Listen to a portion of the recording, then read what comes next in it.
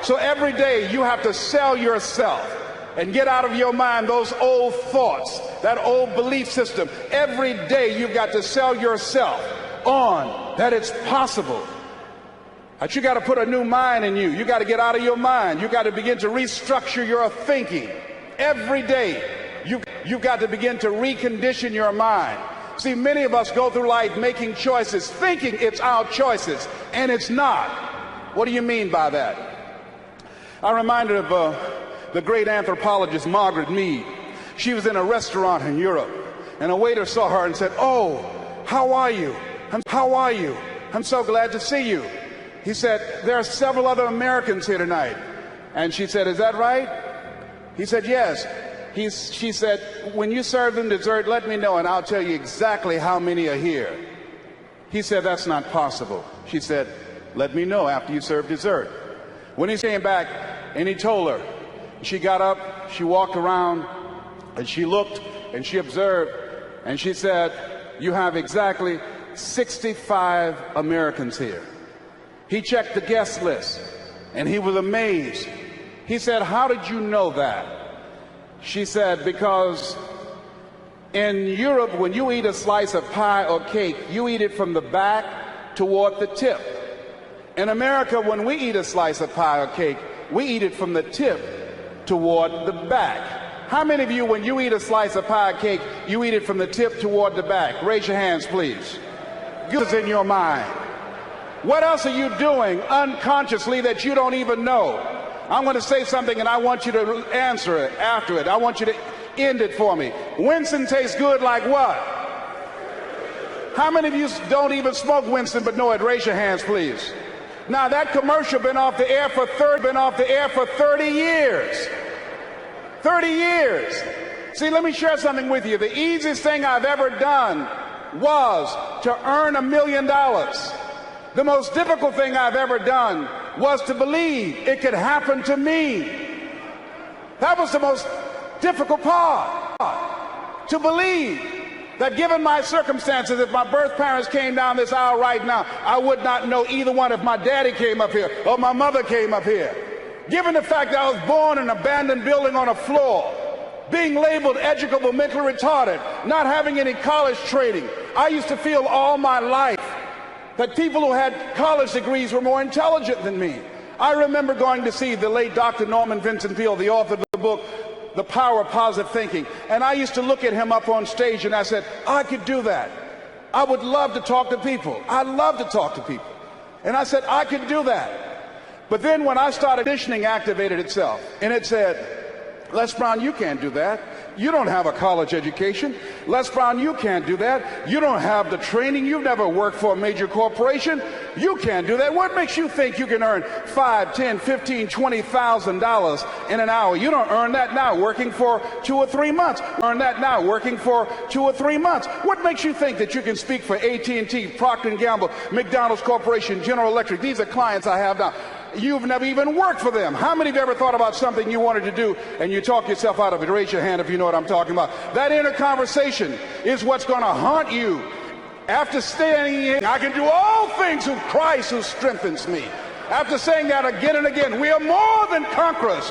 That inner conversation will cause you, when you leave here, to go back leading a life of mediocrity, leading a life of unproductivity, leading a life of poverty.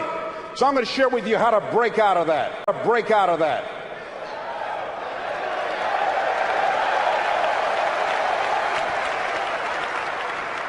I want to share with you how to reach your goals. I think the Bible is the greatest motivational book ever been written. Now I want you to repeat after me, please. We got to recondition our minds first. Let us say together, good things are supposed to happen to me. Yeah, write that down. I want you to say that to yourself every day. See, we live in a world where we believe that bad things are supposed to happen to us. I remember at a point in my life, Bishop, when things are going good for me, and I said, this is too good to be true. Something is bound to happen. Guess what? It did. Thou shalt decree a thing that shall be established unto you and shall accomplish that whereunto it has been sent. Watch your words.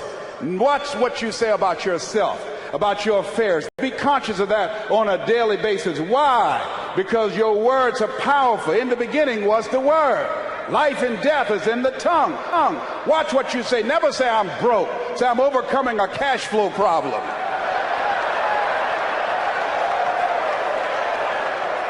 Claim what you want, not what you don't want. So affirm good things are supposed to happen to me and begin to believe that.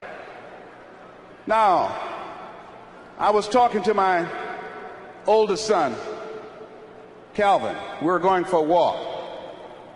And I said, Calvin, do you want to be successful? He said, yes, sir, Dad. It's okay. We kept on walking. Then I stopped and I looked him in the eyes. It's my namesake, my junior. I said, Calvin, we're looking at each other eye to eye now. Do you expect to be successful?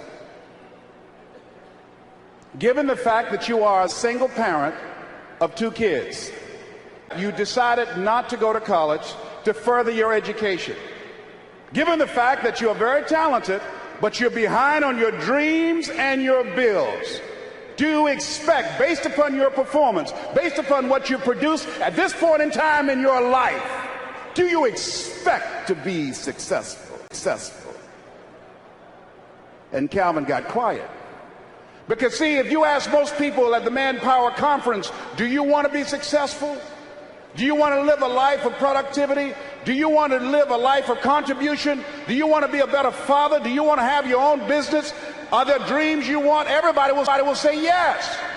But see, want shows up in conversation. Expectation shows up in behavior.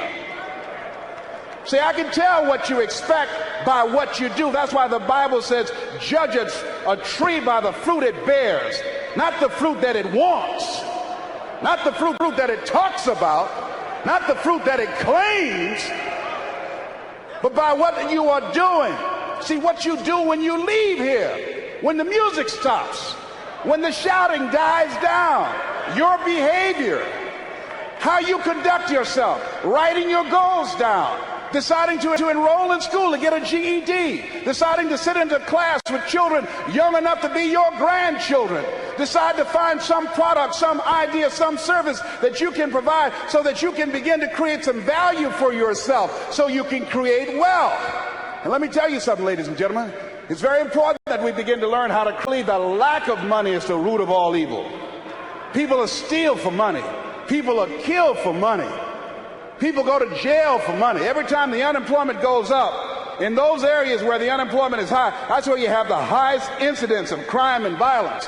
Whenever the unemployment goes up 1% in our community, 10,000 unemployment goes up 1% in our community, 10,000 children and women are battered. Money makes a difference in your life. I never wanted to be rich. All I've ever wanted to do was to be comfortable. How many of you ever wanted to be comfortable? Raise your hands. Then I realized in order to be comfortable, you got to be rich. People say money won't make you happy, but everybody want to find out for themselves.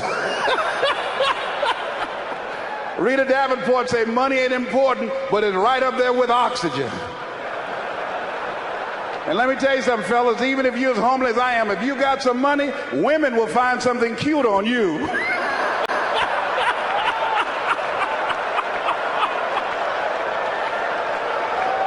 He got earlobes like Denzel, honey. Money makes a difference. I used to be so broke when creditors would call the house, my children would answer the phone and say, my daddy say he ain't home. I was so broke at one time in my life, I walked by a bank and tripped the alarm.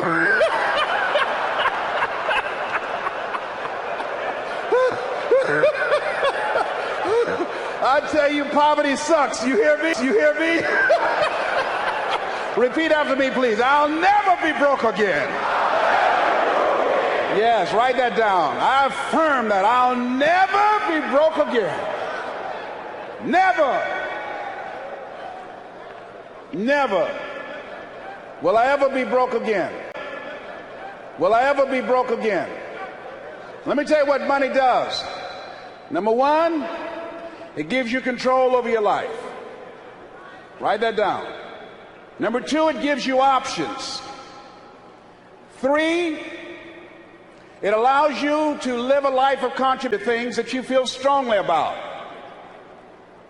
like this ministry and the work of Project 2000 will be doing to change the lives of young people. Bishop Jake's vision is if we can have Little League football teams and baseball teams and basketball teams, then we can have Little League dermatologists and cardiologists and endocrinologists. So he's now establishing an institution, Project 2000, to give our young people the methods and the techniques to reinvent themselves as we go into the next millennium. And this era that Peter Drucker calls the era of the 3 C's: accelerated change, overwhelming complexity, and tremendous competition. So here's the first step to a cue down. You must be willing to do the things today others won't do, in order to have the things tomorrow others won't have. That's why the book of life said the road to life is straight and narrow, and few there be that find it, because few there be that are willing to do the things today others won't do, in order to have the things tomorrow others won't have. What are the things that others won't do? Number one, make discipline a major force in your life. How many of you know if you'd have been more disciplined, you'd be further along to reach your goals right now? Socrates said the undisciplined life is an insane life. The road to life is straight and narrow because few there be that are willing to discipline themselves. Here's something else that most people won't do. Make it okay to fail. A lot of people, 85%, have fear of failure to outweigh their desire to succeed. Repeat after me, please. Anything that's worth doing is worth doing badly. Yeah, see, anything that's worth doing is worth doing right, as we have been taught if you know how to do it. But if you don't know how to do it, it's worth doing badly until you get it right. I bet you, and I wasn't there, I bet you that when Bishop T.D. Jakes first stood up to preach, when he gave his trial sermon, he did not have the command, he did not have the mastery, he did not have the confidence, he did not have the depth, he did not have the capacity to translate and milk scripture like he did last night when he first started out. Now write this down. You don't have to be great to get started, but you have to get started to be great. The first time I stood up to speak, I stood up and my mind sat down. I looked at the audience and I panicked. I had to introduce a play at school. We're about to start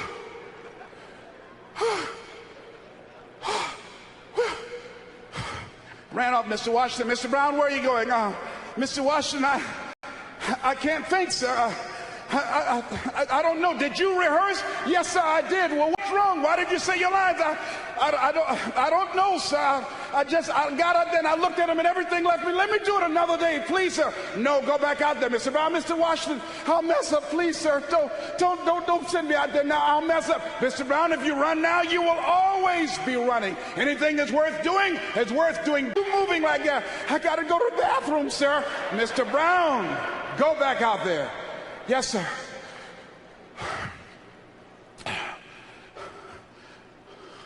We're about to start a play called 12 Angry Men, directed by Mr.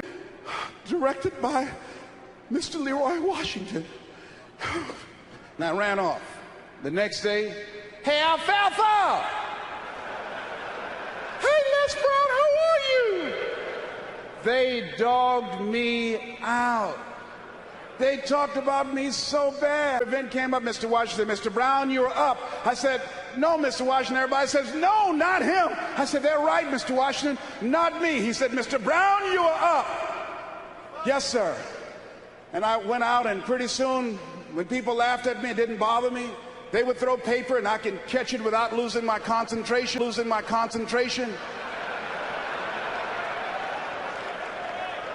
And then one day, I came out, and a hush went across the audience, because it must have been something about me that indicated that I'd come to myself. And Mr. Washington had been practicing with me to give a presentation. And I looked at the audience and I said, I choose not to be a common man. It's my right to be uncommon if I can. I seek opportunity, not security. I do not wish to be a kept citizen, humbled and dull by having the state look after me. I want to take the calculated risk, to dream and to build, to fail and to succeed. I refuse to live from hand to mouth. I prefer the challenges of life to the guaranteed existence, the thrill of fulfillment to the stale calm of utopia. I will never cower before any master, nor bend to any threat. It's my heritage to stand erect, proud and unafraid, to face the world boldly and say, this I have done. Girl stood up and said, that's my boyfriend, honey. I like me some Les Brown, baby. But I didn't start off like that. You have something special. You have talents and abilities in you that you don't even know. So how do we begin to create wealth? Let me give you some ideas. Number one, write this down, knowledge. What knowledge that you have in this economy, part of what we need, that people are willing to pay you for that. Next is talent. What talent? Dion's talent is playing football. I didn't have that as a talent. My talent is talking. To me, my definition of success is doing what you love to do and find somebody to pay you to do it. So I find people to pay me to talk. I talk. I brought a game to this country I invented. And that's how I talk. I shoot pool. I signify. I make you tear up your cards, break your cue stick, because I talk a lot of trash. I'll throw you off. You've never been to Boston, I'll take you there. So I learned how to signify and talk trash, all right? So I make a living talking trash to AT&T. I make more in 1 hour than 90% of the American public earn working for a whole year, doing what I love to do. That I've developed my talent. You want to master your talent. Find out what it is that you love to do. I love to talk. Scripture is another key that says to us what we need to do to begin to develop ourselves. Luke, will your heart be also? So what do you love to do? And then explore ways in which you can earn a living doing that. Cooking, writing, painting, working with numbers, working with people. The other thing is, not only must you have knowledge, talent, some skill, but the other thing that's important, faith to act on whatever your dream is. See, if you don't believe in yourself, how many people you know that have a lot of talent, a lot of abilities, but they don't believe in themselves? Raise your hands. See, that faith is very important. So the faith to act on those dreams, those